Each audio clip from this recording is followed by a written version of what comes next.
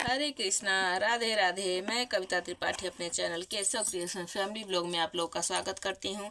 I hope आप सब अच्छे होंगे, मैं भी अच्छी हूँ। तो देखिए, आज मैं वीडियो लेकर आई हूँ मोक्षदा एकादशी व्रत कथा। तो चलिए ज़्यादा बातें न करते हुए और देखिए पूरी कथा आप लोग जरूर सुना कीजिए। और कथा सुनने के लिए अपने हाथ में तिल और पुष्प और दक्षिणा भी रख सकते हैं। और कथा की अगर आपके घर पुस्तक ना हो तो आप कथा श्रवण भी कर सकते हैं, पाठ भी कर सकते हैं, जो भी आपके पास सुविधा हो वो आप कर सकते हैं। तो देखिए कथा मैं शुरू करती हूँ। तो बोलिए श्री विष्णु भगवान जी की जय, प्रभु बाके बिहारी लाल की जय, राधा रानी की जय। तो देखिए श्री मोक्षदा एकादशी व्रत कथा। श्री युधिष्ठिर बोले कि हे भगवान, आप सबको सुख देने वाले हैं और जगत के पति हैं, इसलिए मैं आपको नमस्कार करता हूँ। कृपा कर मेरे एक संशय को दूर कीजिए।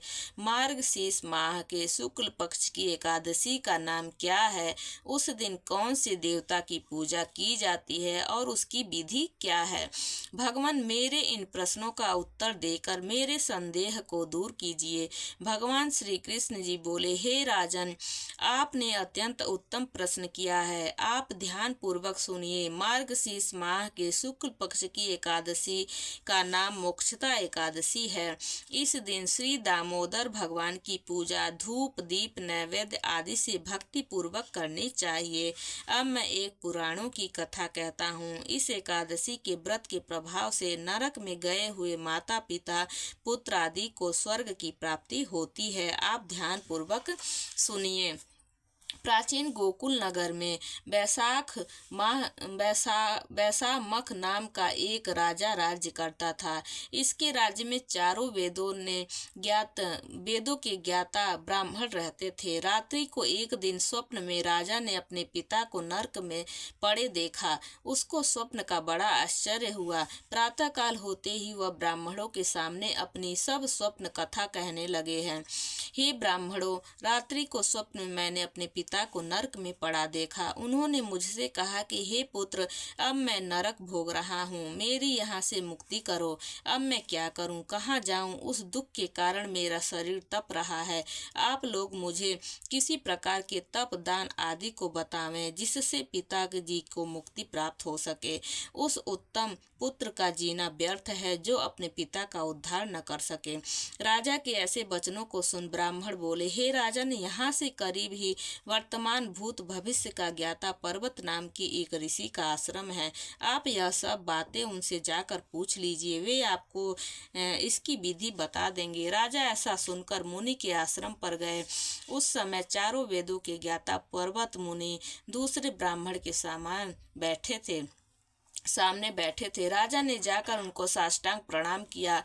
पर्वत मुनि ने उससे सांगोपांग कुशल क्षेम पूछी। तब राजा बोले, हे देवर्षि, आपकी कृपा से मेरे राज्य में सब कुशल है, परंतु मेरे मन में अशांति रहती है, उसका कुछ उपाय कीजिए। ऐसा सुनकर पर्वत मुनि ने एक मुहूर्त के लिए नेत्र बंद कर लिए और भूत भविष्य को विचारने लगे। फिर बोले, हे राजन, मैंने योग बल के द्वारा तुम्हारे पिता के समस्त कुकर्मों का ज्ञान प्राप्त कर लिया है। उन्होंने पूर्व जन्म में कामातुर होकर सौत के कहने पर एक स्त्री को ऋतुदान मांगने पर भी नहीं दिया।